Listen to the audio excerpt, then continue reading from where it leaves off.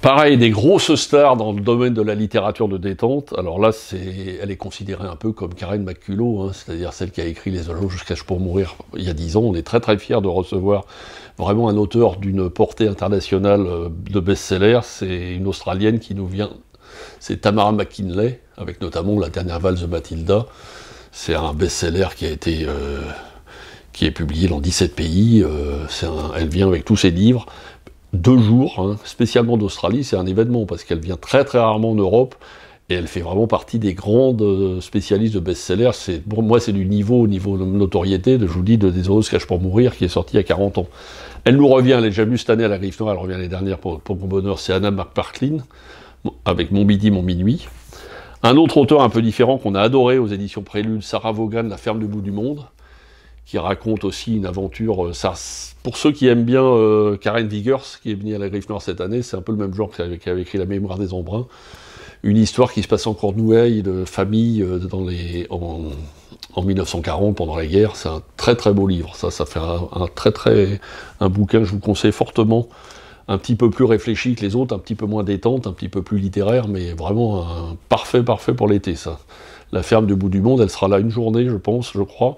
Et ça a vraiment à ne pas manquer. Dans le domaine des auteurs qui viennent histoire, on a aussi il y aura aussi un petit plateau avec les éditions Talendier, avec notamment Emmanuel Le Varesquiel, un grand auteur d'histoire très talentueux, pour Juger la reine notamment. Il y aura un petit plateau avec les mêmes éditions Talendier, avec notamment Virginie Giraud, avec Les femmes et le sexe dans l'Antiquité,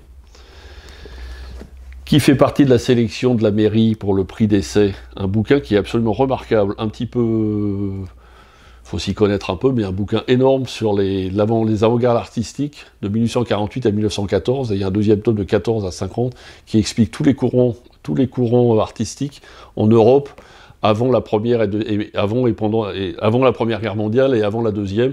C'est un bouquin remarquable, un petit peu ardu, hein, ça se lit pas comme un roman, mais c'est une très bonne idée qu'elle fasse partie du prix de Saint-Maur de l'essai, parce que c'est un bouquin vraiment que je conseille à tous ceux qui s'intéressent à tous les courants artistiques de la fin du 19e jusqu'à la moitié du 20e siècle.